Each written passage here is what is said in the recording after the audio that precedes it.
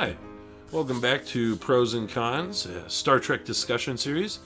And we're doing something a little different today, as we're both in studio. We just want to talk Star Trek, so we're going to try a new format for an episode. And we're just going to talk Worf, because we both love Worf, and I think we can probably definitely talk to him quite a bit. Yeah, we haven't done like a two-person pros and cons in a long time. Right, yeah. Not even like a real actual pros and cons either. I think we've been doing our own little episodes and figuring it out. So. Right. So I kind of just thought of this today, and I mean, Worf's probably one of the coolest characters in all Star Trek, so thought we'd do kind of freeform kind of discussion on Worf throughout his career in Starfleet, both on TNG and Deep Space Nine, and hopefully maybe some more Star Trek franchise in the future. I want a Worf series. Oh, I'd watch it so much. So cool. Yeah. And I hope it's not like the boring kind of new Star Trek format where everyone's broody. I hope they like kind of do that TNG kind of feel with a Worf series if they ever do one. I just want to see some good old real Trek again, man. But let's dig into it. Let's start off with Worf here. I say now, the slides are rolling, so we've just got the rolling slide background. It's a perfect image when he started right off the bat, and he's kind of less refined, and What's funny, like originally Worf's makeup was so bad. You remember, and it's kind of rubbery in a way, and I don't think they really knew what to do with him because they had him and Tasha Yar. Yeah. And so I think there was this. It's kind of a weird conflict of like who was the security officer. Worf was kind of in the. He was the alien feel, Yeah, he was there, but he wasn't supposed to be like kind of that main character. And they kind of brought him in when they transitioned Tasha out, And this is where, because Worf was the first like main Klingon character portrayed in Star Trek. I mean, you had some in TOS and everything, and of course the movies, but on screen he was the first one that was there every single episode. And this was kind of before really the Klingon mythos was kind of flushed out with throughout TNG and Deep Space Nine. And so they were kind of trying to figure out what Klingons were in a way. Yeah, they were basing a lot of his early stuff off of what they had been in the Kirk series. Yeah. And they did such an amazing job during TNG fleshing the Klingons out as a society and a spacefaring race that they really gave them they truly gave them that character, and I believe a lot of that probably goes to Michael Dorn too, through his development of Worf and his portrayal. And I think Worf is fascinating. As a kid, I loved him because it was the cool alien on the ship, and he was like the big, strong, tough guy. Despite the fact that they always use Worf to show how powerful someone else is by getting Worf pimp slapped or something. Right. You know what I mean? Yeah. He would always get, someone would transport on the bridge out of the blue, and he'd pull out a phaser, and then that alien would shoot him, and then he'd just go flying off the set, He'd be like, "Oh no, it's serious now. He took out Worf is out." Yeah. And I think that you're right. When they first started out, he was just kind of there, and when Tasha left, when they wrote her off, sorry, but thank goodness, it left that void for him to kind of come in and fill. And a lot of that Klingon character work is from Michael Dorn in those episodes. I love the reunification trilogy or duology or whatever with it is. The civil war between the Duras, because that kind of like what kind of set Worf off on this path that he was on, was just kind of torn between, because you didn't really see that at the beginning, and it wasn't really until unification where it was like him, or was it redemption, between Worf becoming, kind of choosing a side between Klingons or Starfleet. And that was really the kind of one of the first times you see him grappling with that identity. Yeah. And that's what was so cool, is they brought in a character, they developed the background for his race and everything, but they broke that mold by putting him into a situation where he was in conflict. Starfleet, while they try to be understanding, there's points where they can only take the Klingon culture so far. You know, we've seen that. And they're like, when he was asking for permission from Picard to do this or for that, and they're like, you know. But they definitely respected his culture. And at the same time, the Klingons they derided him for not being, you know, a true Klingon, or, you know, growing up in their, you know, raised as a Klingon. They looked down on him for being part of the Federation, you know. Well, they also looked down on him because his house was shamed in the Empire. Yeah. I mean, there was that whole conspiracy with the Duras that his father was a Cardassian sympathizer, basically, and the House of Moog, which Worf was part of, was kind of outcast from the Empire until that redemption arc where he clears his name, and but it's not widely cleared. You know, we know, you know, and we always Picard knows, you know, but yeah, it was still kind of kept under to protect the Klingon houses, right? And I love that they went back to that in Deep Space Nine, and they brought Kernan. Mm-hmm. That episode is so good, and it's tragic, man. Yeah, you know, he loses his brother effectively. You know, well, his brother kind of struggles with that whole identity too, of being kind of an outcast from the Klingon Empire. And Worf is interesting too because, along with Kern, Worf is like the most Klingon ever. Despite not being he's the archetype of a Klingon. Yeah. Like, he's what a Klingon should strive to be, honestly. And so he kind of sees... He sees, like, Gowron being a politician, and I don't think he helps Gowron a lot, but I don't think he really likes Gowron that much. He also stabs Gowron to death. He kills Gowron, yeah. So Worf is basically Chancellor of the Klingon Empire for about 10 minutes. Yeah. Until he's like, nah, I'm going to give this to Martok, who... definitely deserves it, being pretty much the Klingon general and face of the Klingon army and force during the entire Dominion War. After they rescued the real Martok, right? Yeah, absolutely. I love. There's so much in. It's so deep. He's such a deep character. You know, it's so interesting too, because when they initially started, they never saw any of this for the character or anything. It developed over time, and it developed out of the story, which is why it's so good, is it's natural, and it's, you know, the result of guys who are genuinely writing good stories and who understood the characters, and they had a direction and everything. And some of the stuff I hate with Worf, you know, is like after Deep Space Nine, the First Contact. That was a great way to bring him back into First Contact. Makes a lot of sense. Defiant's there to fight against the Borg. But bringing him back for Insurrection and for Nemesis, those didn't make any sense. Why isn't he in Deep Space Nine? Why is he back on there? I remember they picked him up for something. Because Insurrection was kind of during the Dominion War, but... They picked him up. He was traveling with them. He was just incidentally there or something. And then by Nemesis, he would have been reassigned to the Enterprise or something. Well, Nemesis, he was at the wedding for Riker and Troy, okay, remember? Okay, that's why he was there. But by that time, he had already been, he was the ambassador to Kronos for Starfleet, right? That's what he was supposed to be doing at the end of Deep Space Nine. So, right, but maybe he was still doing that. Maybe he just went to the wedding. You can't have a TNG movie, though, without Worf. So I'll give him I'm just trying to... It's been a really long time, too, so I was like, maybe they did write a good reason for him to be there. I don't know. First Contact definitely made sense. Yeah. And that's kind of one of the most iconic Worf moments. Yeah. Because he's in command of the Defiant, probably Deep Space Nine dispatched the Defiant to kind of help this invasion, because...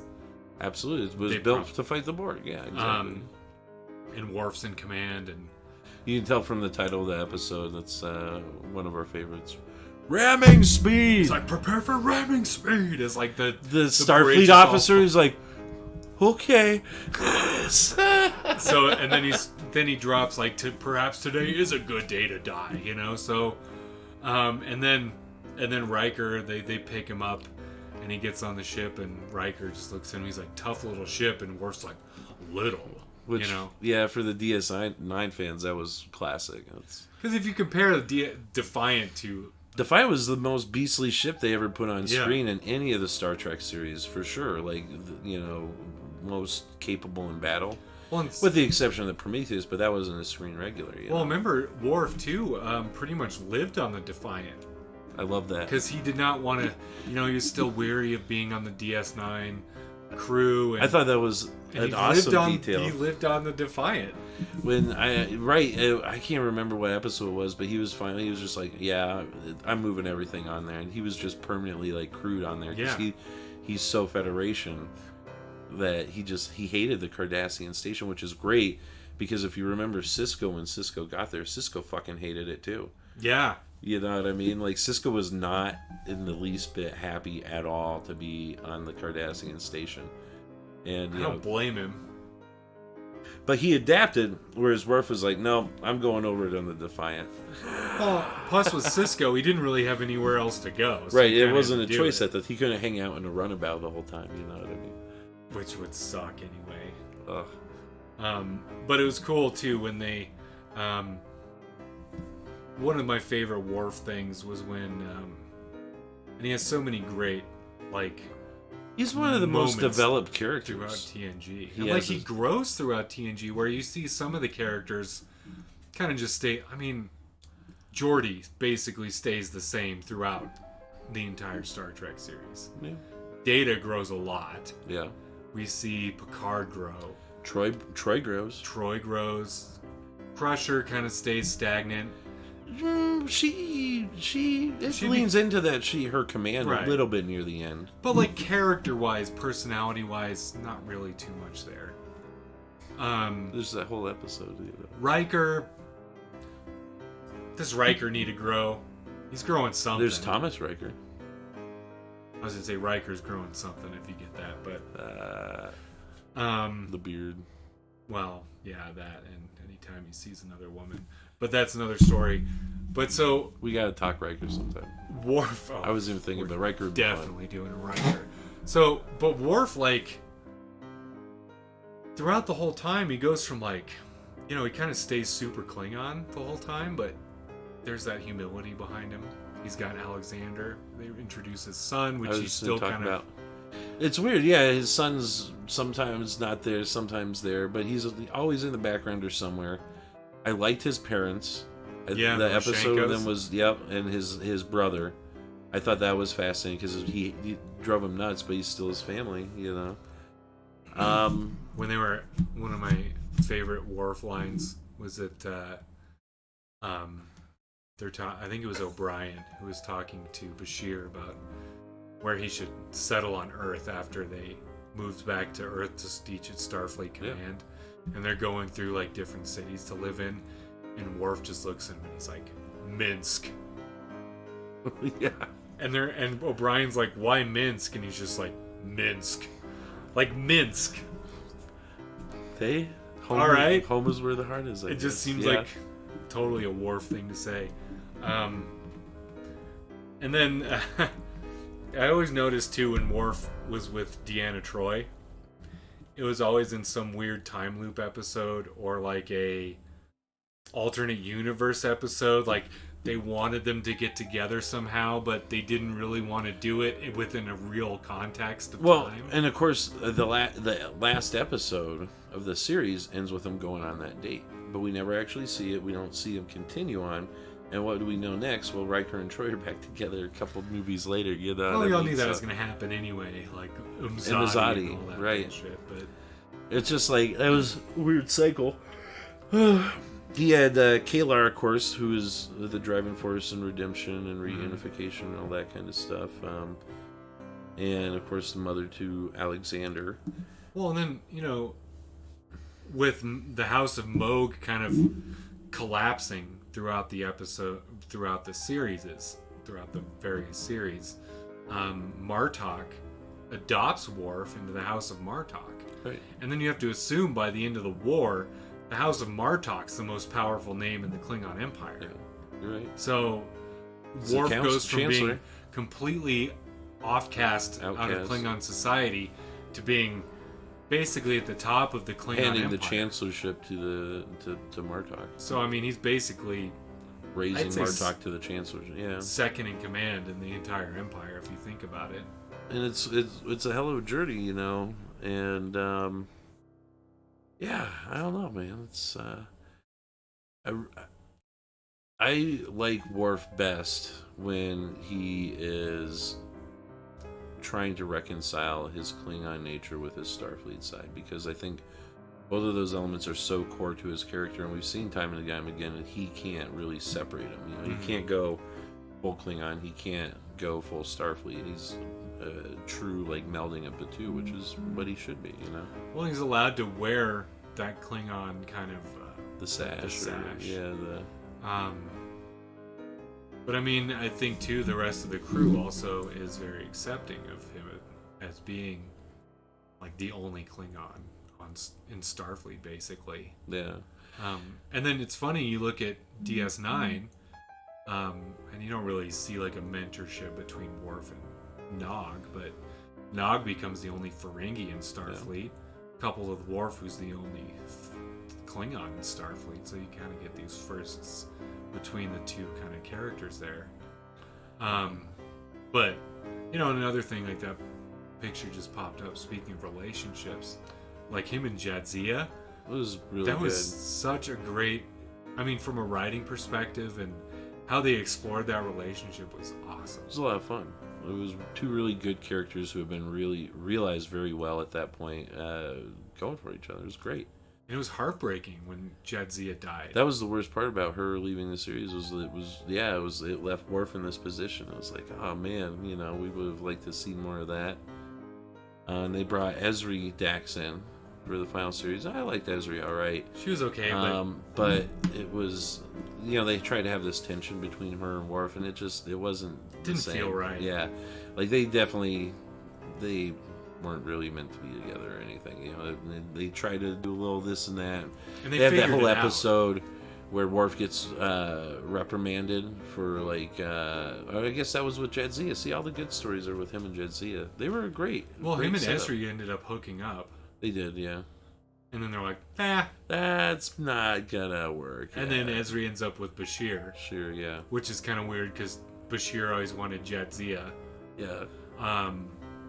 But I mean, their relationship was great. Fun. Like, it showed there was also great chemistry between the two actors. Yeah. Michael Dorn and yeah, they were good on set. oh my gosh, what's her name? Terry Farrell.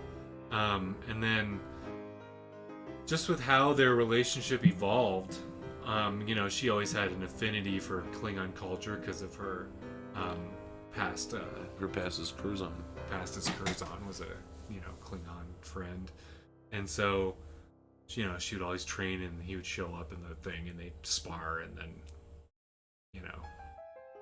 it was really well done. It didn't feel forced. It felt like it developed. You know, yeah. I liked the wedding. You know, the whole wedding ceremony was fun. Those are okay. I do have to say one thing about the wedding ceremony. Those are the dumbest costumes I've ever seen. I did not like the wedding costumes for the. Come on, all that red and black like leather, right? It was super weird. I did not enjoy that as much. But yeah, I mean, I think their relationship was awesome.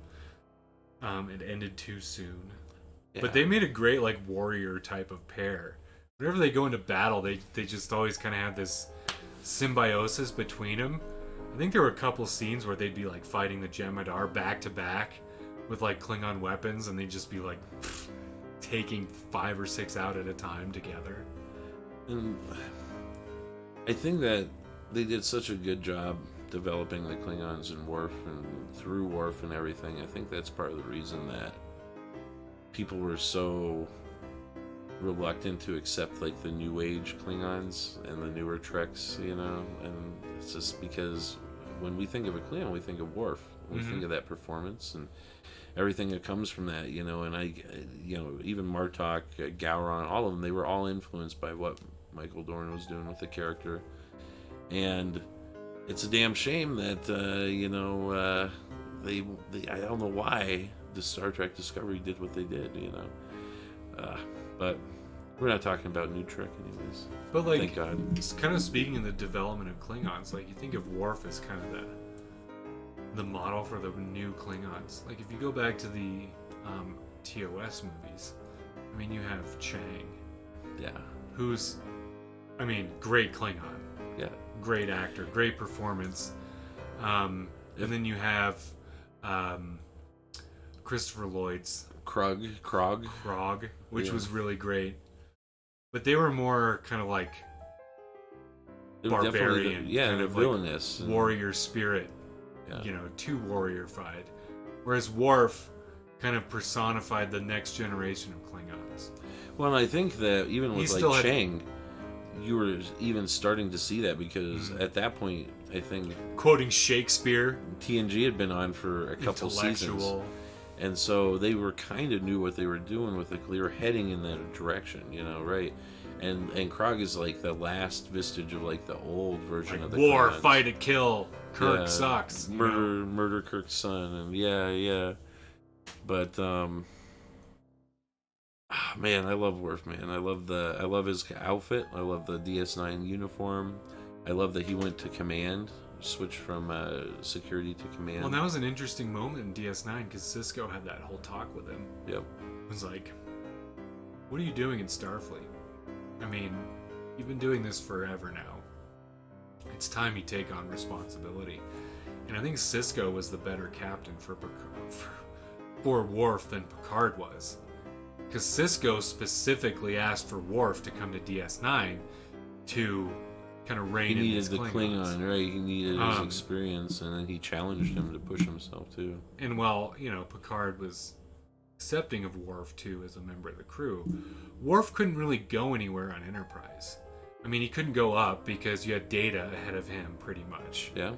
You had Riker ahead of Data, and you had Picard, of course. So the only natural way for Worf to progress, in rank at least, was to leave the Enterprise. Which makes sense. Yeah. Absolutely. I think everyone... And right, yeah, he was brought into Deep Space Nine to deal with a specific issue and problem, and through his interactions on that, they wanted him to stay with it. Yeah, and Cisco even recognized that and was like, we need you forever. And like challenged him to change that career track. Right. Yeah. I think DS9 really blew open the Worf character. I know it was. They were really smart to bring him in mid show, and make him a regular. That was genius. And plus, like with that whole Klingon arc and how, I mean, the Klingons went through an entire renaissance in Deep Space. Some of the best space fighting we've seen too in Star Trek. There. I mean, here's a great line. Speaking of great Worf lines, him and Cisco were talking about specifically Garrick, and they're going on a mission to. Garrick was kind of with them to give him some Cardassian insider knowledge because he may or may not have been with the Obsidian Order. We kind of never really understand whether he's, he's part of like some secret Cardassian assassin squad, but it's never fully explored, maybe touched on here and there. So Cisco, in reference to Garrick, is talking to Worf, and he says, so Cisco says, I suppose I don't have to tell you to keep a close eye on him. And Worf, just going Mondo Klingon, says, at the first sign of betrayal, I will kill him, but I promise to return the body intact. And Cisco's like, I assume that's a joke, and then Worf says, we will see. Which could either be a joke or completely serious. Yeah. And sometimes you couldn't tell with Worf, which is awesome. Just see Garrick go, I love Worf's interactions with Quark. Yeah. I don't think he ever calls him Quark throughout the entire series. I think he just calls him the Ferengi. Yeah. Because Quark is always like trying to hit on Jadzia. Yeah. He like loves Jadzia. There's like... He's always up to no good, or criminal activity, which Worf... One of the times Worf definitely is in sync with Odo. They both do not like Quark. No. Yeah. Whereas Worf is even a little bit... Worf wishes Odo would prosecute Quark. I think there's a specific point where he's like, why do you allow him to do this? And even though like Odo and Quark have this adversarial relationship, it's still kind of a friendship. Right. Odo is still letting it go, and Odo's kind of like that local law guy who's like, he's giving me information on bigger stuff. Whereas Worf is a little bit more cut and dry with Starfleet. He's like, oh, he put that asshole in jail. And Odo's like, nah, it's... and Worf's like, I don't understand. So that generates conflict between the two of them, yeah. Because I think Quark also gives Odo, like, information on bigger fish. Yeah, absolutely. And Odo, like, okay, I'll let you... They have a give and take relationship. Top, yeah. I'm not going to ride you too hard. Yeah. Absolutely. There's some great... I was going over some great Worf one-liners when Guinan asks him what he wants to drink in 10 Forward, and he says prune juice. She's kind of like, what? He's like, it's a warrior's drink. Prune juice. Well, those are some of the great scenes. I say who introduces him to prune juice? Was it Guinan? Isn't it Guinan? And then it's Quark who's like, what the hell do you... Because he carries it with him. Because when he sits down at Quark's, he always orders the prune juice. Yeah. I think it was Guinan. Guinan introduces it, a drink fit for a warrior. She gives it to him the first time, right? It was in yesterday's Enterprise. Yeah. And he loves it. Yeah. And then he carries it over into Deep Space Nine, and Quark's like, what? It was like prune juice. One of my favorite... Good old Star Trek, man. Maybe we can end up on a couple Worf one-liners. Yeah, dude, read some. So one of my favorite ones of all time is... I forgot the episode, but Data's going somewhere, and he asks Worf to take care of his cat, Spot. And there's this great scene where Data hands Worf the cat, and Worf is just holding it out in front of him, like, ugh. And Data's going on and on about, well, he likes, feline supplement 78 in the mornings and feline supplement 73 in the afternoons. And he's like, and then the other thing is too, he's like, you have to tell him he's a good cat and a pretty cat and blah blah blah. That's the line. Like, pet him and stuff. That was too much for Worf. And Worf's like, I will feed him. Like, I'll keep him alive. I'm not gonna do any of this other nonsense of petting your cat and telling him he's a good cat, like it's a freaking cat. And I thought that was just like, I will feed him. And then of course, I say that goes. I'm gonna throw it in here just because I hate New Trek, but how is Picard Data's best friend when he's leaving his cat with Worf? Where's Worf? Isn't Worf Data's friend? Picard's his boss. Data's best friend is Geordi. Right. We had this whole discussion when Picard came out, and he's asking Worf to help out too. Picard's not his best friend. I'm sorry. You're not gonna. You can't really be like, hey Picard, can you watch my cat? I don't care. Plus, Worf is like, Data outranks Worf. Yeah, so Data can basically be like, I order you to watch my cat. Well, they're both lieutenant commanders. Yeah, but Data's third in command. I mean, if Riker and Picard go down, Data's captain. There's a whole thing where Data is in charge of the Enterprise, and Worf keeps like sniping him behind his back, and Data takes him in the ready room and dresses Worf down. Dresses him down. I remember that. He's right. Like, I don't care. Respect you, but as second in command, you are to carry out my orders. Yeah. So yeah, I mean, Data's outranks Worf. Yeah, you're right. You're right. I'm wrong. And then, I mean, come on, how can we forget? So this Death to the Opposition one, which is the Deep Space Nine baseball episode, which is great. Yeah. Death to the Opposition. Dude, taking baseball way too seriously, yeah. And then they flashes up to the one where the James Bond spy episode where he's like the Bada Bing, Bada Bang. Yeah. That episode's so great. We might have to just do a deep dive on that one. Look, we gotta get doing Shuffle Trek. Come over, watch an episode of Star Trek, and just talk about that when we got the setup for it now. Mm-hmm. So we can't talk about Worf without going into Cupid, which is the one where Q sends the entire Enterprise crew to the Robin Hood mythology. Yeah. And there's this whole like section in the middle of the episode where they're all just dicking around basically, which cracks me up. And of course there's the very reminiscent of an old TOS episode. It's very it's very TOS-like, yeah. Picard's like explaining all their characters, and he's just like, Worf, you're like the merry man. He's like, I protest, I am not a merry man. I mean, that's probably one of the classic TNG lines. Yeah. And he looks like an idiot. He's got this whole, red outfit. With the short little, and he's just pissed the entire time. Yeah. And then one of the funniest parts of that episode is Geordi's, sitting on a tree stump, trying to jam out on a mandolin, trying to figure it out. And Worf just grabs it, smashes it against the tree, and then hands it back to him like an Animal House. That one is so great, and that just kind of caps, I think, the Worf. One of my favorite episodes is when he's transitioning between the different timelines. Parallels. And people down, I guess, are down on that episode. Why? I don't know. I thought it was an excellent one. I think it's one of my favorites. And I really enjoyed seeing the results of Worf with Troy for a long time. Their relationship where they had kids. And then it was so cool to see all those different aspects of Worf and everything, and then have it bring it back around. There's a great lines too in that movie where he's every time it pops up, he's explaining what place he got in the Klingon competition. He's like, I achieved 3rd place. He's like, many were maimed, some were killed. And, it's such a war.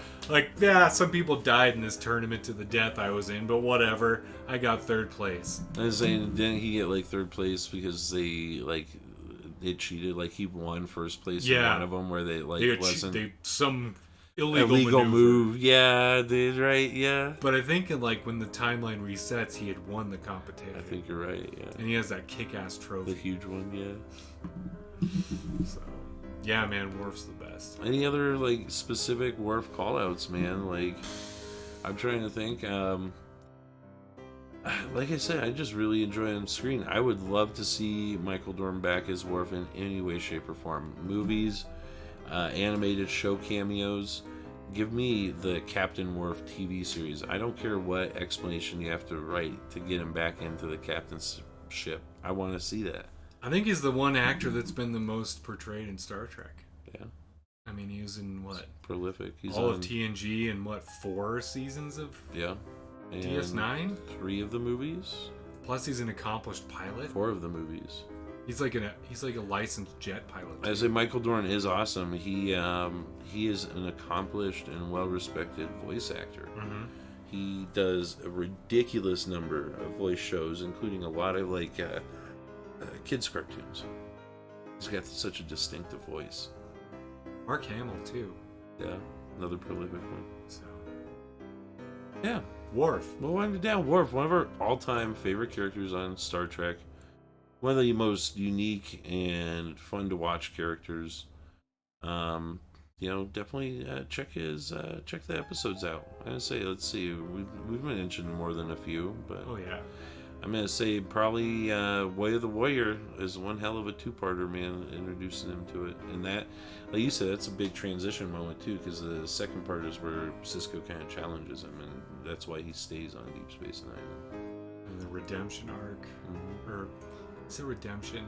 I don't know. Redemption, yeah, it's not. It's the one want where to say reunification, but that's unification. Reunification that's is with Spock. Yeah. Which we should do, because that's I thought that should be a movie, honestly. Yeah.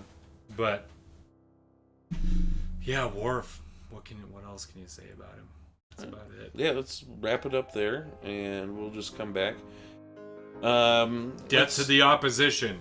Yeah, we've got, let's play with some callouts real quick. Everything Has History. Captain Minsek's brand new YouTube channel does have the first episode up and live, so check that out. Check out akaBoG.com. We do monthly subscriber giveaways, usually comic books. Just make sure you're subscribed to one of our YouTube channels. If you subscribe to both, you get more entries. Yeah. Oh, here, you want to cut to the mugs? Mugs, man. Check it out. We got mugs. akaBoG.com. Get a set. Get them shipped. We've got the Captain's TOS yellow mug. And we've got my TNG Captain red mug. The real Captain color? Yellow? Hey, both. Kirk. Different eras, you son of a bitch. We think they look pretty cool. They've got our logos on them. check them out. I like them. Yeah, we'll see you guys next time.